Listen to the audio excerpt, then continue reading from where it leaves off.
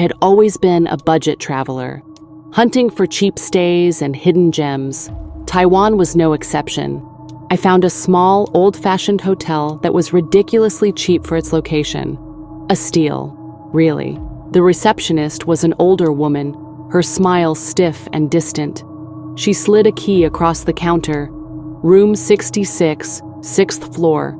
Something about the numbers made my stomach twist. 66 on the 6th floor. That was 666. I brushed off the unease. Superstitions meant nothing, right? As I unpacked, a sharp knock echoed through the room. I froze. Who could it be? I wasn't expecting anyone. I opened the door. The hallway was empty. A shiver ran down my spine. Maybe it was a prank, or maybe my ears were playing tricks on me. I shook it off, locked the door, and went back to unpacking. Then it happened again. Knock, knock. This time it was louder, more urgent. I hesitated but forced myself to open the door. A woman stood there. She was wrapped in a red bathrobe, her dark hair wet, as if she had just stepped out of the shower. But her eyes, they were hollow, red-rimmed. She was crying.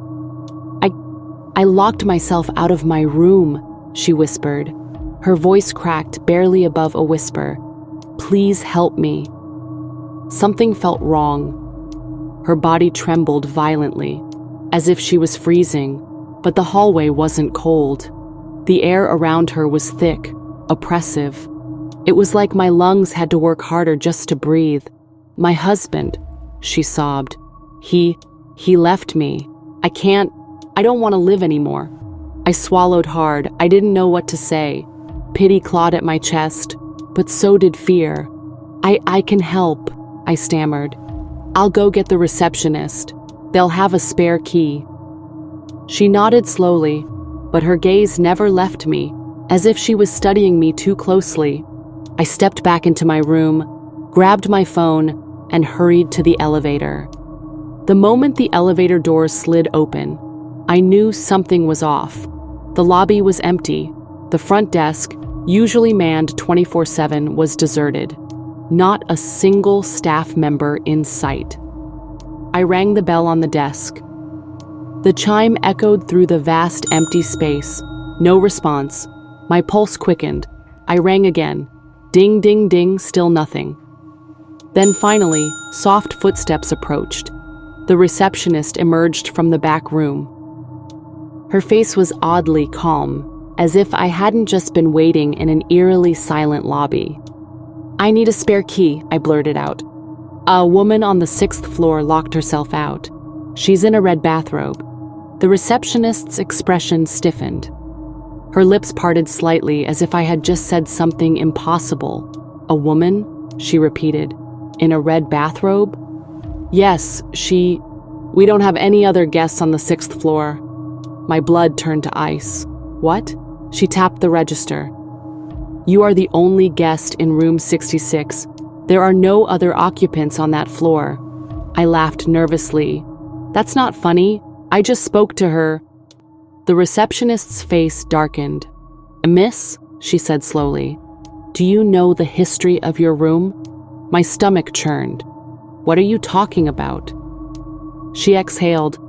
A few years ago, a woman stayed in room 66. She was going through a terrible divorce. She was unstable. She wanted to end her life, but not before making others suffer first. A heavy silence settled between us. She put on a white robe that night, the receptionist continued, her voice distant. Then, armed with a shotgun, she walked through this hotel, floor by floor, shooting everyone she could find. I felt lightheaded. There was so much blood, she whispered. So much that her white robe turned red. The room spun. No, this couldn't be real. I turned, ready to run back to my room, but the elevator doors were already open, and standing inside was the woman. Her red robe dripped, not with water, but something darker, thicker. She lifted her head, eyes hollow, her lips curling into a chilling, twisted smile.